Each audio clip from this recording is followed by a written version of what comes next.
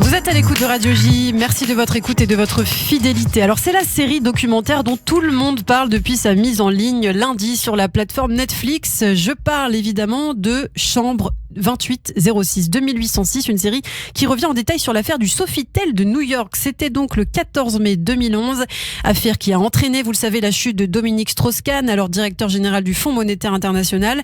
De nombreux témoignages, dont celui de la femme de chambre, Nafissatou Diallo, éclairent ainsi cette affaire dans cette série surmédiatisée et qui a fait le tour du monde pendant plusieurs mois. Christophe Dard, vous avez vu justement, vous, les 4 épisodes de cette série réalisée par le français Jalil Lesper. Alors dites-nous. Eh bien oui, d'abord Jalil Lesper, pour le resituer, c'est l'acteur et réalisateur du biopic Saint-Laurent, de la comédie Le Dindon, mais aussi de la série Versailles sur Canal+. Il a donc tourné cette série documentaire qui revient d'abord, il faut le rappeler, sur le contexte au moment du déclenchement de l'affaire. C'était quand même il y a déjà 9 ans. DSK est alors le patron du Fonds monétaire international, l'un des hommes les plus puissants de la planète et le grand favori alors pour remporter la présidentielle de 2012 en France, comme le dit Raphaël Baquet, la journaliste du Monde, qui est un petit peu le témoin, on va dire le fil rouge au cours de ces 4 épisodes. Eh bien, il a quand même été crédité de 60% au second tour dans certaines enquêtes d'opinion. Et puis, le 13 mai 2011, il descend au Sofitel du quartier de Manhattan à New York et il bénéficie de la suite présidentielle 2806. Et c'est dans cet hôtel que travaille une certaine Nafissatou Diallo qui témoigne face caméra. Oui, effectivement, c'est un petit peu l'exclu, c'est un peu le temps fort de ces 4 épisodes, puisqu'effectivement elle témoigne et elle dit dès le début qu'elle doit expliquer, je cite, au monde qui elle est. Alors, il faut rappeler qu'elle est née en Guinée, qu'elle arrive aux États-Unis en 2003 et devient femme de chambre, employée modèle. Elle a même eu le titre d'employée du mois. Eh bien, elle vit seule avec sa fille dans le Bronx. Et elle avait dit aussi qu'elle avait perdu déjà un premier enfant. Tout à fait. Alors, elle arrive donc ce fameux samedi 14 mai 2011 où tout bascule dans la suite de Dominique Strauss-Kahn. Nafissatou Diallo frappe 3 fois à la porte de la suite et personne ne répond. Alors, convaincu qu'il n'y a personne à l'intérieur, Nafissatou entre dans la suite et se retrouve nez à nez avec Dominique Strauss-Kahn. Oui, tout se passe dans la chambre. Je cite son témoignage. Tout de suite, il a posé les mains sur ma poitrine. Il m'a attrapé les seins et il m'a dit « Ne soyez pas désolé ». Et il m'a forcé à m'agenouiller. J'ai voulu me relever. Il m'a poussé vers le sol. Je lui ai dit « Arrêtez, monsieur. Je ne veux pas perdre mon travail ». Il m'a dit « Ne vous inquiétez pas. Vous ne serez pas renvoyé ». Je lui ai dit que mon responsable était là, dans le couloir. J'ai menti. Elle n'était pas là. Mais je voulais qu'il arrête. Il était comme un animal. Il m'a tiré jusqu'au fond de la chambre, jusqu'à la salle de bain. La suite, je ne vous la cite pas, Ilana, puisqu'il s'agit de l'agression sexuelle en tant que telle, que raconte Nafissatou Diallo, qui ajoute s'être sentie sale et avoir couru jusqu'à la porte pour fuir la suite. DSK, lui, n'a rien dit et est sorti de la chambre quelques minutes plus tard. Et il faut ajouter aussi que Nafissatou Diallo a vu Dominique Strauss-Kahn tout nu en arrivant dans la chambre. Vraiment, Dominique Strauss-Kahn apparemment sans aucune gêne face à la femme de chambre. Alors ensuite, Nafissatou Diallo, malgré la peur de perdre son travail, raconte tout quand même à la sécurité du Sofitel. Tout à fait, elle est bouleversée, mais elle raconte tout. Le chef du service de la sécurité qui raconte avoir eu la nausée devant ce témoignage, et c'est 1 heure après que la police de New York est finalement appelée car Nafissatou Diallo ne voulait pas la joindre par peur, donc ça a mis du temps. Et très réactive, la police de New York décide d'arrêter au plus vite quand même Dominique Strauss-Kahn. Un vrai compte à rebours commence alors, mais un coup de fil va accélérer les choses. Oui, franchement, ce n'est pas une fiction, mais c'est vraiment tout comme, parce que DSK ignore qu'il est recherché par la police, sauf qu'au même moment, il appelle le Sofitel car il a oublié son téléphone portable. Du coup, le chef de la sécurité de l'établissement qui prend l'appel est en ligne au même moment avec les enquêteurs. Alors bien sûr, il demande à Dominique Strauss-Kahn où il peut lui ramener son téléphone. DSK lui dit qu'il est dans le salon Air France de l'aéroport John Fitzgerald Kennedy de New York, prêt à décoller pour Paris. Les enquêteurs s'y rendent immédiatement et arrêtent Dominique Strauss-Kahn qui a déjà pris place dans l'avion.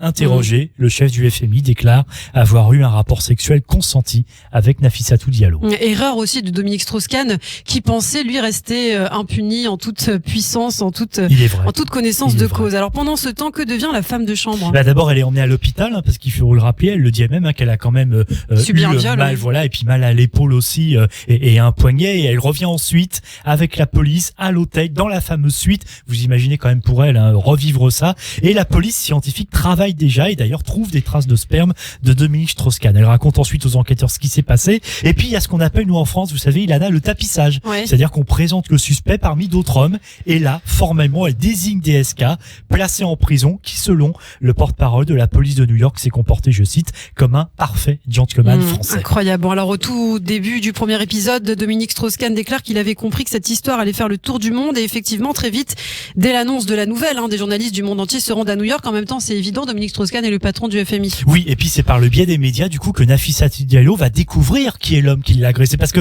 elle ne savait pas. Ouais. Voilà, donc elle voit à la télévision Dominique Strauss-Kahn et on le présente comme le futur président de la République française. Donc vous imaginez son émotion. D'ailleurs, elle le raconte et puis évidemment, bah oui, compte tenu de cette forte présence médiatique absolument incroyable qui d'ailleurs dépassait l'entendement humain. Eh bien, souvenez-vous notamment de l'une de ces images, peut-être la plus marquante de cette affaire, DSK menotté dans le dos sous les flashs, les crépitements de la foule des journalistes à la sortie du commissariat de Harlem. Et Chambre 2806 revient sur les différentes étapes, l'incarcération à Rikers Island, l'annonce de la démission de Dominique Strauss-Kahn de son poste du directeur général du FMI et puis sa remise en liberté sous caution. Oui, tout à fait, sauf que Nafissatou Diallo dans le même temps a été interrogée à plusieurs reprises et c'est vrai qu'il y a plusieurs incohérences la concernant. Par exemple, elle va demander à un interprète qui soit là alors qu'elle comprend l'anglais et puis aussi elle a reçu sur son compte de son fiancé $60,000. Elle croyait que c'était un homme d'affaires alors qu'en fait c'était un trafiquant de drogue et évidemment Nafissatou Diallo a du mal à se justifier. Tout cela bien sûr est repris par la défense de DSK pour mettre en doute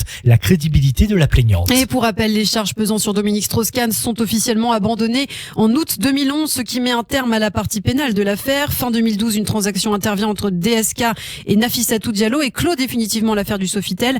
On a beaucoup parlé de complot aussi dans cette affaire. Est-ce que Chambre 2806, vous qui avez vu la série, Christophe, revient sur tout ça? Oui, tout à fait. Il en est question et notamment, c'est vrai, sur cette séquence vidéo plutôt étrange où deux agents de sécurité restés avec Nafissatou Diallo se mettent dans un local à part et se mettent à danser de joie, visiblement heureux du dépôt de plainte. Alors on avait dit à l'époque que sur ces images, ils étaient peut-être heureux après un résultat de sport. En fait, c'était totalement faux. Mais toujours est-il que le documentaire n'enquête pas vraiment pour affirmer ou démentir ces accusations de complot. Et Chambre 2806 revient aussi sur les autres affaires impliquant Dominique Strauss-Kahn avec de nombreux témoignages. Oui, il faut le préciser. La romancière Tristan Bannon, par exemple, qui évoque sa plainte pour agression sexuelle en 2011 concernant des faits qui remontent à 2003 alors qu'elle était journaliste à Paris Match et lui député. Tristan Bannon admet que cette affaire la marquera à vie, mais selon elle, comme l'a montré par la suite le mouvement MeToo, cela n'a pas été vain.